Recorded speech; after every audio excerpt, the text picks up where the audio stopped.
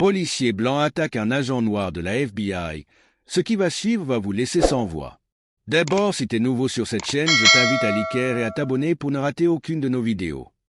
Marcus Taylor se réveilla tôt ce matin-là, un sentiment étrange de prémonition envahissant son esprit. Agent du FBI depuis plus de 15 ans, il avait vu des choses qui le marquaient à vie. Mais aujourd'hui, quelque chose semblait différent. L'appel anonyme qu'il avait reçu concernant une activité suspecte dans le quartier ouest n'avait rien d'exceptionnel. Pourtant, il avait ressenti une angoisse croissante. Accompagné de son collègue Nathan Turner, un agent blanc du FBI, Marcus se rendit à l'adresse indiquée. En arrivant, ils remarquèrent une foule de policiers locaux, des hommes en uniforme qui ne semblaient pas apprécier leur présence. Marcus s'avança, se présenta calmement. Mais ce fut alors qu'un policier blanc, un homme dans la trentaine, le regarda froidement. Il n'avait pas besoin de dire grand-chose. La tension dans l'air devint palpable. « Tu n'es pas le bienvenu ici, nigger » lança le policier en fronçant les sourcils. Le ton sec et haineux fit écho dans l'air. Marcus garda son calme, conscient qu'une réaction impulsive pourrait tout faire dégénérer. Pourtant, ses poings se serrèrent et son cœur battait plus fort. Nathan essaya de calmer les choses, mais l'hostilité entre Marcus et ce policier n'allait pas s'arrêter là. L'homme insista, le défiant ouvertement. Chaque parole était un coup de poignard dans l'honneur de Marcus. Comment un homme qui avait donné sa vie à la loi pouvait-il être traité ainsi, juste à cause de la couleur de sa peau? L'humiliation ressentie par Marcus résonnait en lui. Pourtant, il savait qu'il ne pouvait pas se laisser aller à la colère. Il repensa à son passé. Enfant d'un quartier difficile, il avait vu de près les injustices. La violence policière n'était pas un concept abstrait pour lui, mais une réalité qu'il avait vécue de l'autre côté. C'est ce qui l'avait poussé à rejoindre le FBI pour changer les choses de l'intérieur. Mais aujourd'hui, tout cela semblait dérisoire. Les années de formation, de sacrifice, et cette promesse qu'il avait faite à lui-même semblaient tout à coup se perdre dans la froideur d'un regard plein de mépris. Les jours qui suivirent l'incident dans le quartier ouest, Marcus se sentit constamment surveillé. Ce n'était plus seulement l'humiliation de ce moment précis, mais une forme de méfiance générale, comme si tous ses collègues, policiers comme agents du FBI, le regardaient désormais différemment. Le téléphone de son bureau ne cessait de sonner, mais aucun appel n'était réellement utile. Il était comme un paria, un étranger même parmi ses propres alliés. Ce policier local, l'homme qui l'avait humilié, semblait avoir pour mission de s'assurer qu'il ne pouvait plus être pris au sérieux. Marcus n'était plus qu'un pion dans un système qu'il croyait connaître. La tension monta à son paroxysme lorsque Marcus découvrit que l'incident du quartier ouest avait été filmé. La vidéo circulait déjà sur les réseaux sociaux et rapidement, elle devint virale. Les commentaires étaient aussi violents que les gestes de l'homme en uniforme. Le FBI, bien que montrant une attitude de soutien, semblait par ailleurs dans l'incapacité d'agir face à une situation qui mettait en lumière la fragilité de son image. Marcus, quant à lui, se retrouvait dans un isolement total. Chaque collègue semblait l'éviter, et il se demandait s'il n'était pas en train de perdre tout ce pour quoi il avait tant travaillé. Les tensions entre Marcus et la police locale ne cessèrent d'augmenter. Lors d'une autre mission, alors qu'il interrogeait un témoin important dans une affaire de trafic, il fut une nouvelle fois confronté à l'hostilité d'un officier local. Cette fois-ci, c'était un autre policier, un homme de grande taille, qui lui lança des menaces voilées. Marcus savait qu'il ne pouvait plus ignorer ce climat de haine qui régnait autour de lui. Chaque mouvement qu'il faisait semblait être scruté par des yeux accusateurs. Les policiers locaux n'avaient pas seulement un problème avec lui, ils avaient un problème avec l'idée même qu'un homme noir puisse être en position d'autorité. L'isolement de Marcus s'intensifiait. Il passait ses journées à résoudre des enquêtes, mais à chaque fois qu'il se retrouvait dans un environnement policier, il avait l'impression d'être un intrus. Ses collègues du FBI étaient eux-mêmes divisés. Si certains le soutenaient dans sa lutte contre la corruption policière, d'autres semblaient prêts à tourner le dos. Les policiers locaux, quant à eux, continuaient d'intensifier leurs attaques verbales, se croyant invincibles face à un homme qu'ils considéraient comme l'autre. Marcus, malgré sa position, se sentait désormais seul dans une bataille bien plus vaste qu'il n'avait pu l'imaginer. Alors qu'il continuait d'enquêter sur des affaires de corruption au sein de la police locale, Marcus commença à découvrir des éléments qui allaient bouleverser tout ce qu'il croyait savoir.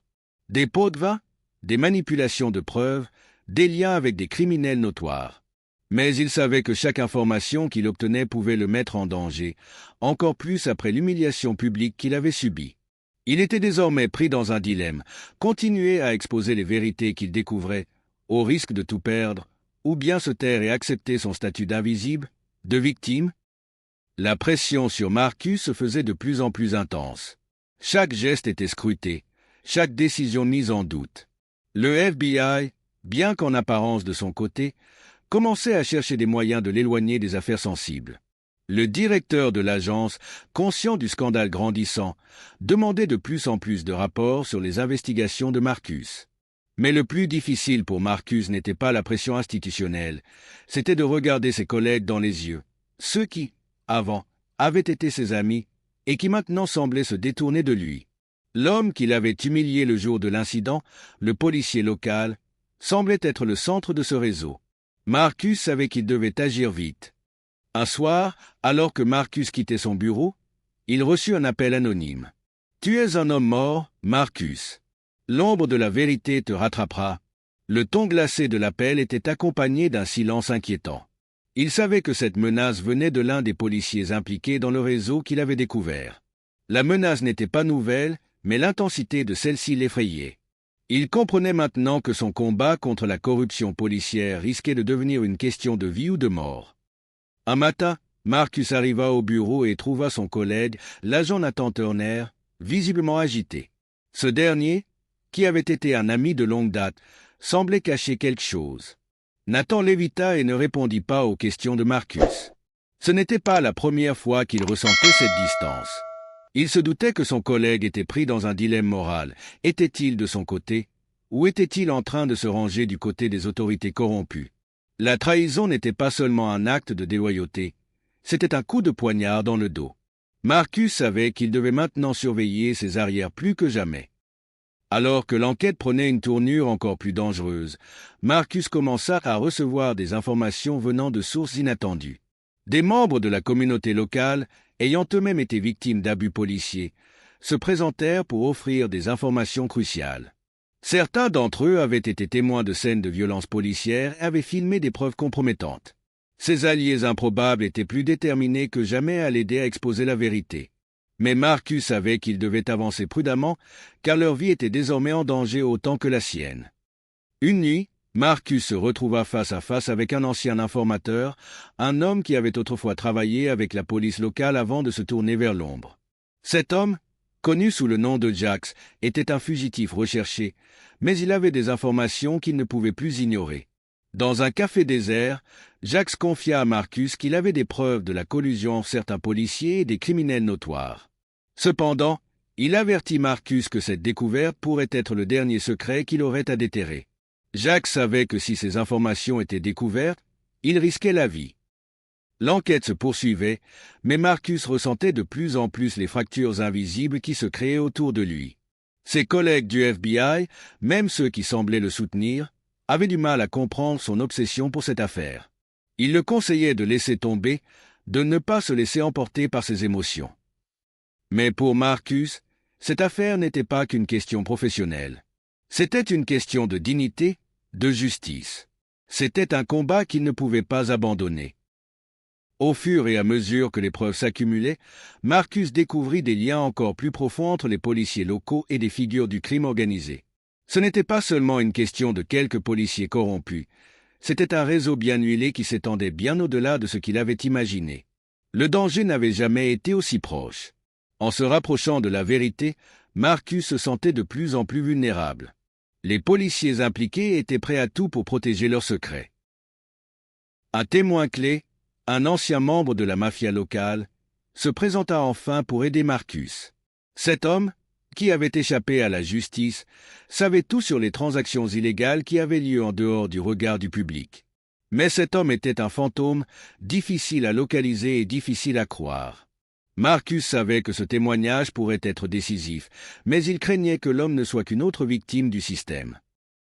Alors que Marcus devenait de plus en plus proche de la vérité, il reçut un ultimatum, abandonner son enquête ou voir sa carrière et sa vie détruite.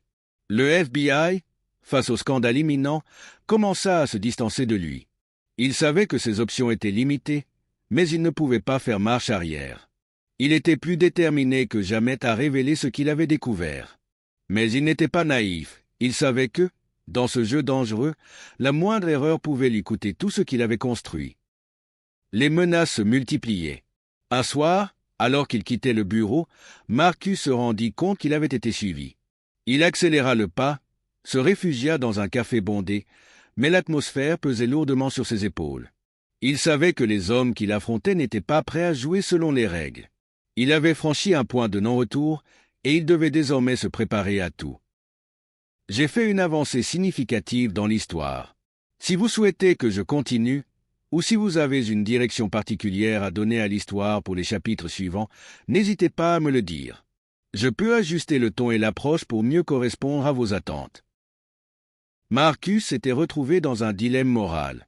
Alors qu'il se préparait à exposer la vérité, il reçut une proposition alléchante mais dangereuse. Un agent du FBI lui offrit un marché, arrêter son enquête en échange de sa sécurité, un avenir sans menace. Mais abandonner cette quête signifiait accepter le statu quo. Et Marcus ne pouvait pas faire cela. La justice était sa vocation, et il refusa la proposition, décidant de poursuivre coûte que coûte. Au fur et à mesure que l'enquête se poursuivait, les rumeurs autour de Marcus devenaient de plus en plus inquiétantes.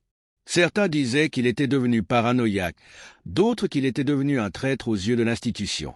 Les policiers locaux intensifiaient leur campagne de dénigrement, allant jusqu'à publier des rapports falsifiés à son sujet. Le FBI commençait à douter de son objectivité. Mais la vérité qu'il avait découverte était bien trop explosive pour être ignorée. Marcus savait que plus il s'approchait de la vérité, plus il devenait une cible. La solitude pesait sur Marcus comme une chape de plomb. Ses collègues se tournaient vers lui avec des regards pleins de méfiance, le considéraient comme un paria. Il n'avait plus que Maria Lopez pour soutien, mais même elle semblait parfois hésiter. Le poids de la pression professionnelle, combiné à la peur constante de représailles, pesait lourdement sur ses épaules. Cependant, il savait qu'il devait continuer. Il ne pouvait pas se permettre d'abandonner, pas après tout ce qu'il avait découvert. Marcus commença à recevoir des appels anonymes de plus en plus menaçants. Ses adversaires savaient qu'il était proche de découvrir l'ampleur de la corruption. Le réseau criminel s'étendait bien au-delà de la police locale et touchait des personnalités haut placées. Il n'était plus seulement un agent du FBI en quête de justice, il était devenu une menace pour un système tout entier. À chaque coin de rue, il sentait les regards des policiers se poser sur lui. L'air était de plus en plus lourd, et chaque instant pouvait être son dernier. Dans l'ombre de ses recherches, Marcus découvrit un autre secret dévastateur. L'un des plus hauts responsables du FBI, un homme qu'il avait toujours respecté, était impliqué dans la corruption. Cette découverte le fit douter de tout ce qu'il avait cru. Un homme qu'il considérait comme un mentor était un traître. La vérité n'était pas seulement sordide, elle était déchirante. Le FBI n'était pas qu'un simple témoin, il en faisait partie, peut-être à son insu. Marcus se rendait compte que sa propre institution, à laquelle il avait voué sa vie, était aussi corrompue que les policiers qu'il combattait. Un témoin clé, qui avait longtemps été protégé par le FBI, contacta Marcus en secret. Cet homme, un ancien membre de la mafia locale, détenait des informations qui pouvaient faire tomber l'ensemble du réseau criminel. Mais il n'était pas prêt à parler ouvertement, de peur d'être tué. Marcus savait que ce témoin était la clé de son enquête, mais il devait gagner sa confiance. Il commença à l'approcher de manière discrète, sans éveiller les soupçons des autorités. C'était une course contre la montre. Le danger pour Marcus devint plus tangible lorsque des individus en voiture noire commencèrent à le suivre, à prendre des photos de lui à son insu. Chaque geste, chaque mot, devenait une cible pour ses ennemis. Il savait qu'il n'était plus seulement un homme seul contre le système, il était une cible vivante, traquée et surveillée. Mais cette menace n'allait pas l'arrêter. Au contraire, elle galvanisait sa détermination. Il devait aller jusqu'au bout, malgré les risques. Une nuit, Marcus reçut enfin les preuves irréfutables qu'il recherchait. Des documents confidentiels, des enregistrements d'audio, des vidéos compromettantes, tout était là, à portée de main. Il savait que la vérité allait secouer l'ensemble du FBI et des forces de l'ordre. Il prépara un dossier détaillé qu'il comptait remettre à la presse. Mais avant de pouvoir agir, il réalisa que le danger était devenu omniprésent. Il avait touché quelque chose de plus grand, quelque chose qui n'était pas seulement local, mais national. L'injustice qui se cachait derrière les murs de l'institution qu'il avait servi toute sa vie allait éclater au grand jour. Le FBI commençait à comprendre que la vérité risquait de sortir. De plus en plus d'agents se rapprochaient de Marcus, mais avec une intention bien différente de celle qu'il espérait. L'un d'eux, un agent du nom de Stephen Clark, lui proposa un marché. Il lui offrit la protection en échange de son silence. Mais Marcus, rongé par l'idée de trahir ses convictions, savait que ce n'était pas une solution. Il n'avait plus le choix. Il devait se tenir droit face à l'injustice, même si cela signifiait tout perdre. À ce moment-là, son honneur devenait plus important que sa carrière. Le temps se réduisait pour Marcus. La publication des informations allait mettre sa vie en danger, mais aussi celle de ses proches. Dans une ultime tentative de protéger ceux qu'il aimait, il entra en contact avec des journalistes d'investigation. Ils avaient besoin de preuves pour exposer la vérité, mais ils n'étaient pas les seuls à chercher la vérité. Le FBI et la police locale étaient désormais sur le pied de guerre, prêts à tout pour empêcher que le scandale n'éclate. Marcus, plus que jamais, se sentait pris au piège, mais il n'était pas prêt à se laisser faire. Au cœur de la nuit, Marcus apprit qu'un autre collègue, l'agent Nathan Turner, avait trahi leur cause.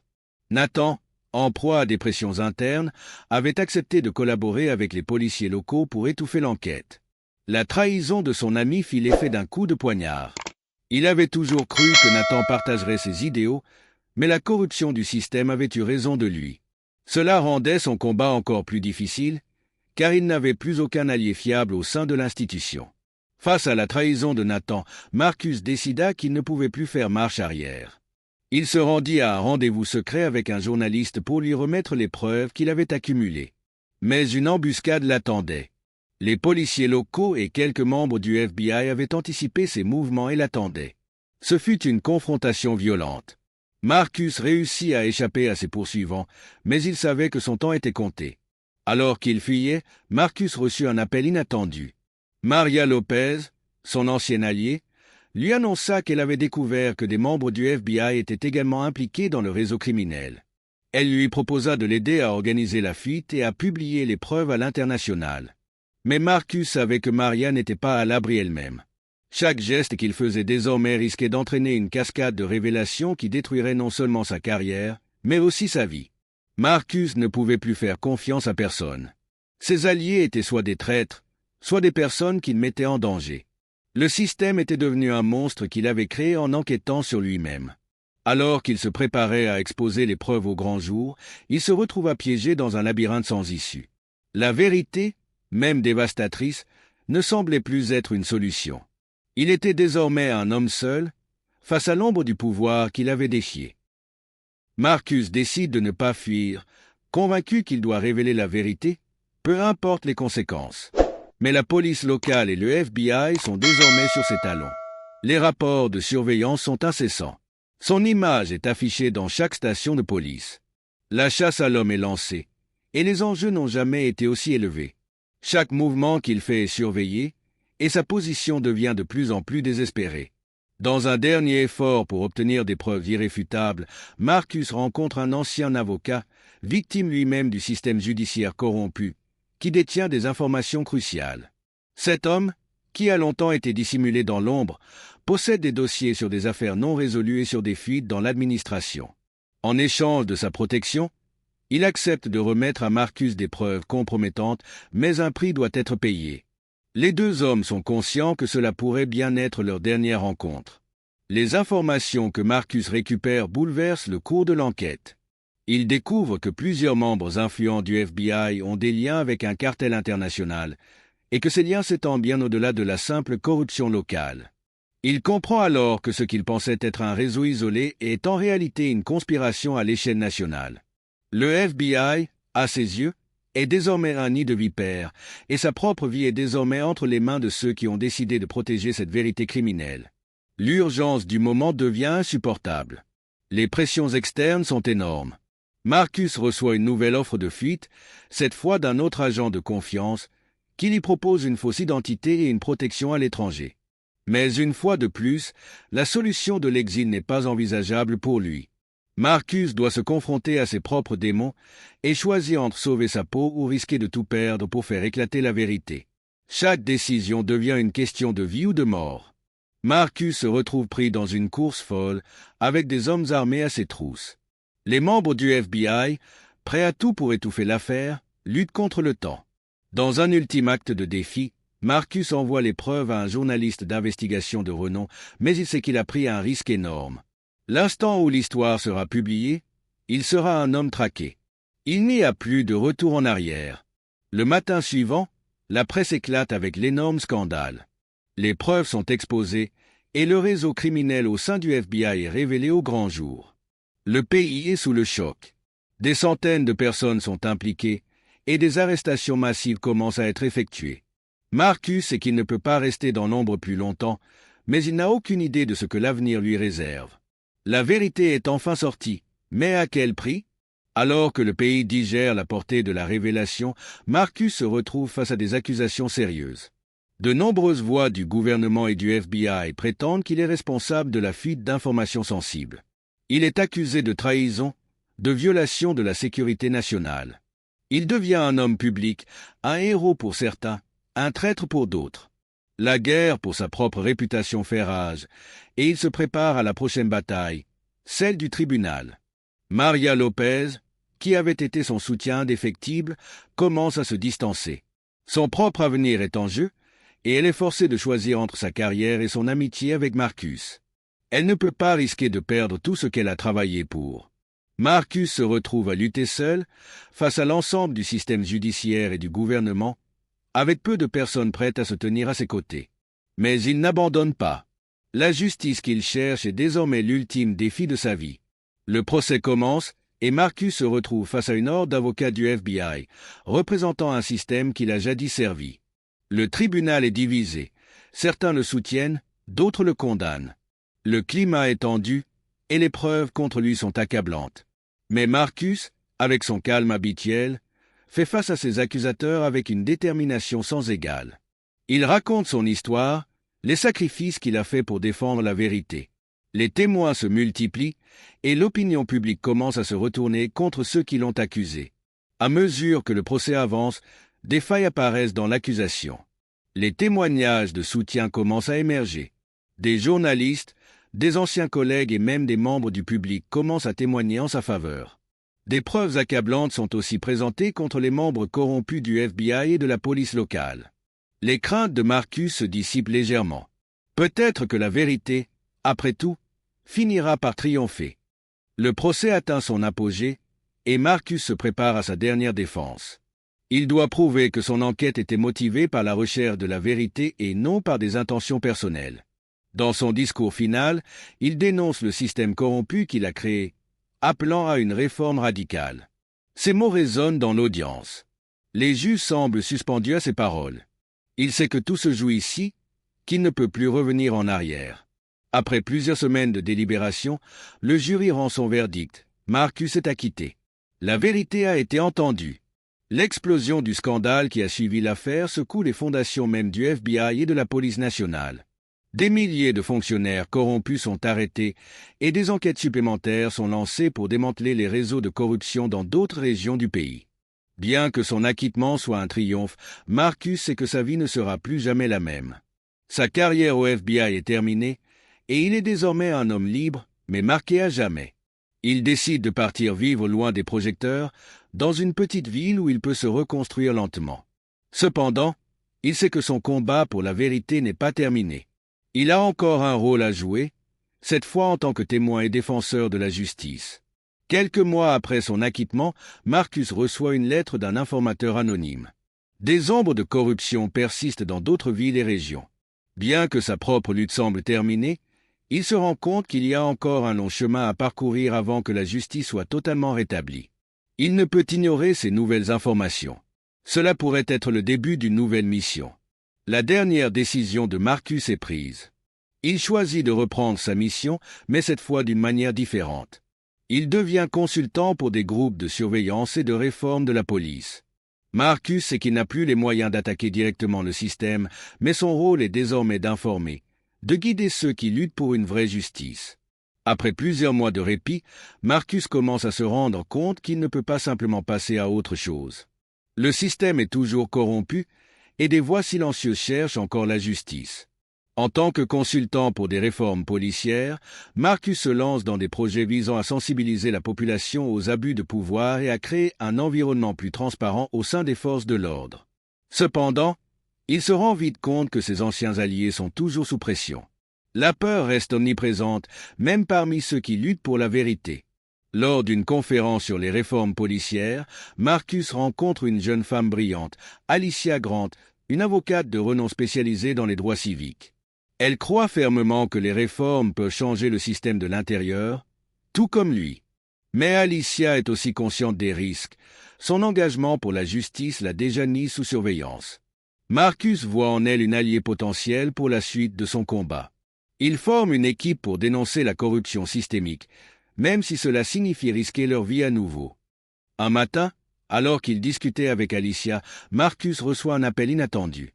C'est un ancien collègue du FBI qui lui avertit qu'un groupe radical d'agents corrompus prépare une contre-attaque. Leurs plans ont été soigneusement cachés, mais maintenant que la vérité commence à circuler, ces agents font tout pour éliminer ceux qui ont exposé leurs crimes. Marcus comprend alors que la lutte contre la corruption ne sera jamais finie. Ce n'est pas seulement une guerre contre les criminels, mais contre un système qui s'accroche à son pouvoir, quoi qu'il en coûte. Un soir, lors d'une réunion secrète pour échanger des informations, Marcus et Alicia sont trahis par un ancien contact. Ce dernier, qui avait toujours été fidèle à la cause, leur a remis des informations falsifiées, compromettant ainsi leur sécurité. Ils sont attaqués en pleine rue par des hommes armés, et Marcus se rend compte que son passé le rattrape toujours. Cette trahison semble marquer un tournant dans son combat, car il commence à douter de la possibilité de faire tomber un système aussi profondément enraciné. Après avoir échappé de justesse à l'attaque, Marcus et Alicia se rendent à une réunion secrète de plusieurs activistes et réformateurs. Ils discutent des moyens de déclencher un mouvement de masse qui pourrait faire tomber les murs de corruption dans le système judiciaire et policier. Marcus sait que cette approche est risquée, mais c'est peut-être la seule manière de faire en sorte que le pays prenne enfin conscience du problème. Il parle de son propre parcours, de la vérité qu'il a révélée, et appelle à une révolution pacifique contre l'injustice. Alors que les tensions montent autour de lui, Marcus se retrouve à revivre certains des moments les plus douloureux de son passé. Il repense à son travail avec le FBI, aux collègues qu'il a perdus, et à la manière dont il a été traité après avoir découvert la vérité. Chaque souvenir, chaque trahison, chaque sacrifice refait surface. Mais il sait que la route vers la justice est semée d'embûches et que chaque pas en avant est un pas vers un avenir meilleur. Il trouve du réconfort dans ses conversations avec Alicia, qui, tout comme lui, est prête à tout sacrifier pour faire avancer la cause. Marcus et Alicia commencent à tisser des liens avec d'autres groupes de réformateurs et d'activistes, y compris des anciens agents de police et des journalistes. Mais cette alliance fragile est constamment menacée par la pression extérieure. Certains des anciens alliés de Marcus commencent à se détourner, terrifiés par la force croissante de l'opposition. Mais Marcus est déterminé à mener cette révolution. Le système doit changer, et il est prêt à prendre tous les risques pour y parvenir. Alors que le mouvement pour la justice prend de l'ampleur, Marcus et Alicia se retrouvent face à une ultime confrontation avec les responsables corrompus au sein du FBI et de la police. Une opération secrète est mise en place pour démasquer les criminels en haut lieu. Mais l'opération ne se passe pas comme prévu. La couverture est compromise et la bataille pour la vérité devient encore plus violente. Marcus doit affronter ses anciens supérieurs, ceux qui l'ont trahi, et démontrer une fois pour toutes qu'il n'a pas reculé devant l'injustice. Grâce à l'énorme soutien populaire qu'ils ont réussi à créer, Marcus et Alicia parviennent à exposer les dernières vérités du système. Des fuites cruciales sont partagées avec les médias et les derniers responsables corrompus du FBI sont arrêtés. Le mouvement pour la réorganisation du FBI prend de l'ampleur et un plan de réforme structurelle est lancé visant à éliminer les racines de la corruption. Bien que ce soit une victoire importante, Marcus sait qu'il faudra des années pour que le pays se remette de cette crise systémique. Mais la graine du changement a été plantée. Grâce à l'énorme soutien populaire qu'ils ont réussi à créer, Marcus et Alicia parviennent à exposer les dernières vérités du système. Des fuites cruciales sont partagées avec les médias et les derniers responsables corrompus du FBI sont arrêtés. Le mouvement pour la réorganisation du FBI prend de l'ampleur et un plan de réforme structurelle est lancé visant à éliminer les racines de la corruption. Bien que ce soit une victoire importante, Marcus sait qu'il faudra des années pour que le pays se remette de cette crise systémique. Mais la graine du changement a été plantée. Marcus et Alicia se retrouvent à la tête d'un nouveau mouvement de réforme. Les répercussions de leurs actions continuent de faire écho à travers le pays, et de nombreux anciens alliés de Marcus sont désormais en première ligne dans la lutte pour une police et une justice plus équitables. Marcus, bien qu'épuisé par les événements, trouve une certaine paix dans le fait qu'il a fait ce qu'il pensait juste. Il ne sera plus jamais l'homme qu'il était avant cette enquête. Mais il se sent plus libre que jamais. Le système a changé et, avec un peu de chance, les générations futures vivront dans un monde plus juste. Marcus, désormais libre de toute accusation formelle, se rend compte que ses choix l'ont amené dans une situation encore plus complexe que celle dans laquelle il se trouvait avant. Son monde a changé, mais la corruption reste présente, toujours insidieuse, prête à se reformer à la moindre occasion. Les réformes qu'il a lancées ne sont que des commencements, et la bataille pour un véritable changement semble interminable.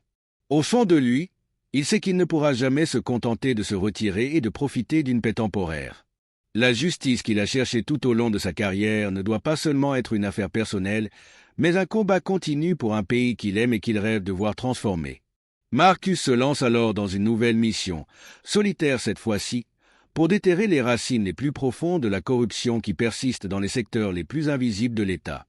Chaque mouvement devient plus risqué, chaque décision plus lourde, mais il ne recule jamais. Il a appris à ne jamais faire confiance à ceux qui prétendent vouloir le changement sans l'agir réellement. Malgré ses succès dans la lutte contre le système corrompu, Marcus est hanté par son passé. Les visages des collègues perdus, des amis trahis, des innocents tombés sous les balles de la justice, reviennent sans cesse l'assaillir.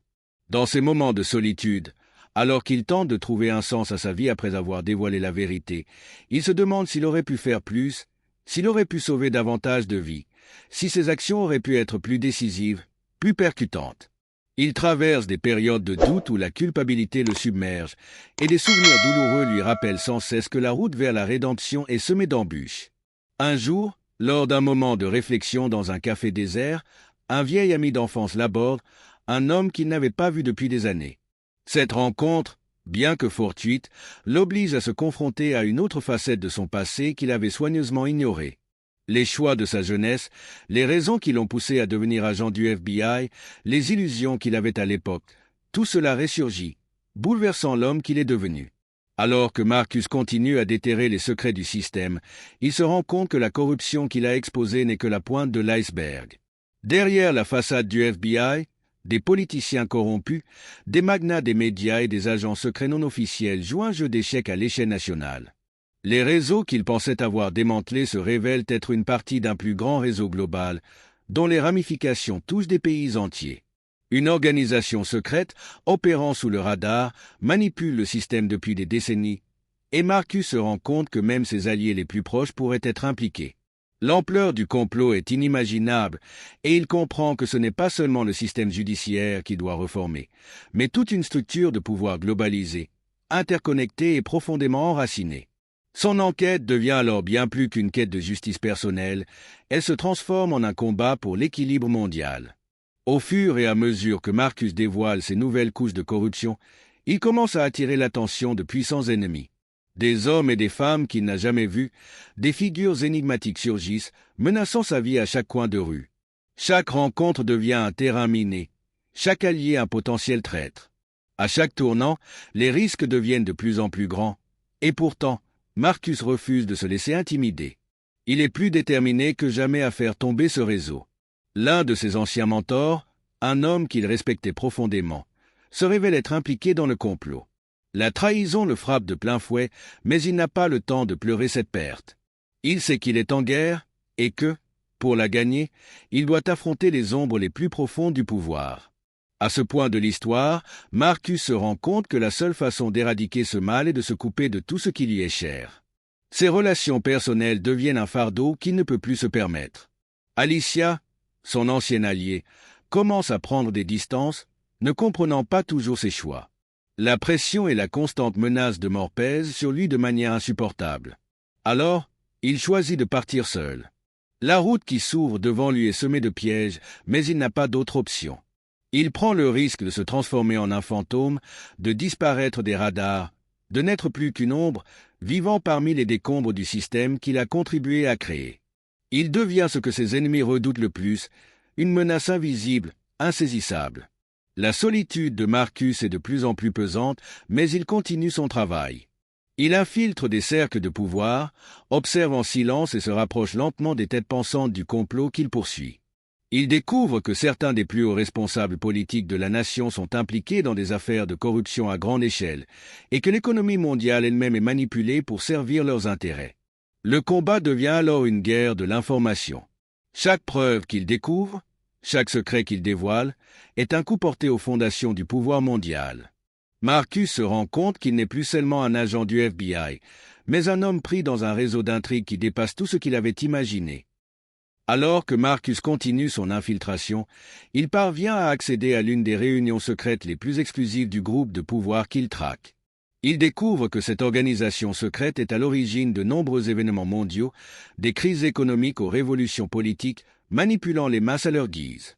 Les membres de cette société secrète, qui se considèrent comme des élus, croient en leur mission divine de guider l'humanité dans un avenir qu'ils jugent meilleur, mais au prix de la souffrance des innocents. Marcus se fait passer pour un allié, prêt à suivre leur cause, mais il a une mission plus grande en tête, recueillir des preuves pour démanteler leur réseau. Cependant, cette infiltration le met en danger de manière exponentielle. Chaque pas qu'il fait plus près de l'élite le rapproche de la destruction. Pour atteindre le cœur de cette organisation, Marcus doit sacrifier sa propre identité. Il se retrouve obligé d'abandonner ses valeurs personnelles, d'enfouir ses principes sous une carapace de mensonges et de tromperies. Au fur et à mesure qu'il s'approche de l'âme de la machine, il se demande si ce qu'il cherche en vaut vraiment la peine. Les limites de sa propre moralité commencent à s'effacer.